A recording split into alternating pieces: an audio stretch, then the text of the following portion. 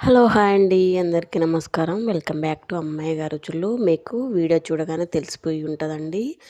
Onion egg fry అనమాట.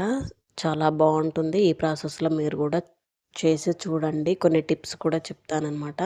So, దానికోసమైతే నేనైతే 3 onions అయితే కట్ చేసి పెట్టుకున్నానండి. పోపు కోసమైతే ఒక కడాయి స్టవ్ మీద పెట్టేసి, పోపుకి సరిపడా ఫ్రై కాబట్టి ఆయిల్ కొద్దిగా ఎక్కువనే పడుతుందండి. ఆయిల్ పోసేసుకొని పోపు గింజలు వేసుకున్న తర్వాత, అది కాస్త పోపొచ్చిన తర్వాత కట్ చేసి పెట్టుకున్న ఆనియన్స్ కొద్దిగా సాల్ట్ కూడా వేసేసుకోవాలి. సాల్ట్ ఏసుకుంటే మనకు ఆనియన్స్ అనేవి తొందరగా కుక్ అయిపోతాయనమాట. ఆ విధంగా వేసుకున్న తర్వాత ఒకసారి అయితే కలిపి పెట్టుకోండి. ఆ విధంగా కలిపి పెట్టిన తర్వాత ఇందులోకి వెల్లుల్లి వేయండి దంచి. సో, వెల్లుల్లి పేస్ట్ వేస్తే చాలా బావుంటదనమాట కర్రీ టేస్ట్ అనేది. వేసుకున్న తర్వాత కాసేపు కలిపి అలా ఒక నిమిషం పాటు వదిలేయండి మీడియం ఫ్లేమ్‌లో. సో, నేనైతే దీనికోసం అయితే 2 ఎగ్స్ అయితే తీసుకున్నానండి. 2 ఎగ్స్ కూడా కొట్టేసి మూత పెట్టేసి 2 నిమిషాల పాటు మీడియం ఫ్లేమ్‌లో ఉంచండి కదపకుండా. సో, అవి కుక్ అయిపోతాయన్నమాట. సో, నెక్స్ట్ మూత తీసినట్లయితే మనకు వీడియోలో చూసినట్టుగా ఎగ్ అయితే కుక్ అయిపోయింది. సో, ఇందులోకి కరివేపాకు, కొత్తిమీర, పుదీనా కూడా వేసుకోండి. చాలా బావుంటది. ఈ విధంగా ఒకసారి కలుపుకొని సైడ్‌కైతే పెట్టేయండి. ఒక సిమ్‌లో పెట్టేసి అలా కుక్ చేసుకున్న తర్వాత ఇందులోకి కావాల్సినటువంటి మసాలాలు కూడా యాడ్ చేసుకోండి. చాలా బావుంటది.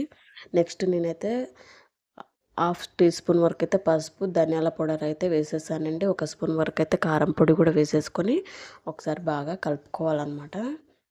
చాలా బావుంటది. కావాలి అనుకుంటే ఇందులోకి మీరు గ్రీన్ చిల్లీ కూడా తీసేసుకోండి.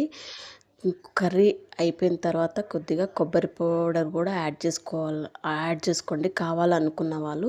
సో, నెక్స్ట్ నేనైతే ఇంగువ కూడా యాడ్ చేసి ఒక మీడియం ఫ్లేమ్‌లో పెట్టేసి కలపాలండి.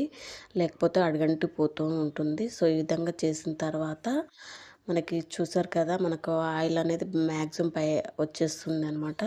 సో, ఈ విధంగా చేసినట్లయితే కర్రీ చాలా బావుంటుంది. టిఫిన్స్, రైస్‌లోకి కూడా బావుంటదండి. ఒకసారైతే మీరు కూడా ట్రై చేసి చూడండి. సో, వీడియో చూసిన వాళ్ళు నచ్చితే లైక్ చేయండి, షేర్ చేయండి. మరిన్ని వీడియోస్ కోసం అయితే ఛానల్‌ని అయితే సబ్స్క్రైబ్ చేసుకోండి. లాస్ట్ లాస్ట్‌లో మనకైతే ఫినిషింగ్ టచ్‌లోకైతే కొద్దిగా జీలకర్ర పౌడర్ యాడ్ చేయండి. చాలా బావుంటది. కొబ్బరి కూడా కావాలనుకున్న వాళ్ళు కొబ్బరి కూడా యాడ్ చేయండి. బావుంటదండి కొబ్బరి యాడ్ చేస్తే. బట్ నేను స్కిప్ చేసేసాను. మీరు కావాలనుకుంటే వేసేసుకోవచ్చు. సో, ఈ విధంగా చేయండి. చాలా బావుంటది. సో, ఇది అండి రెసిపీ. మీకు నచ్చిందనే అనుకుంటున్నాను. సో, నచ్చితే లైక్ చేయండి, షేర్ చేయండి. ఛానల్‌ని అయితే సబ్స్క్రైబ్ చేసుకోండి ఫ్రెండ్స్. దించిన తర్వాత సర్వింగ్ బౌల్‌లోకి తీసుకున్న తర్వాత మరి ఎక్కువ టేస్ట్ కావాలి అనుకున్న వాళ్ళు లెమన్ జ్యూస్ కూడా యాడ్ చేసుకోవచ్చనమాట. చాలా బావుంటది.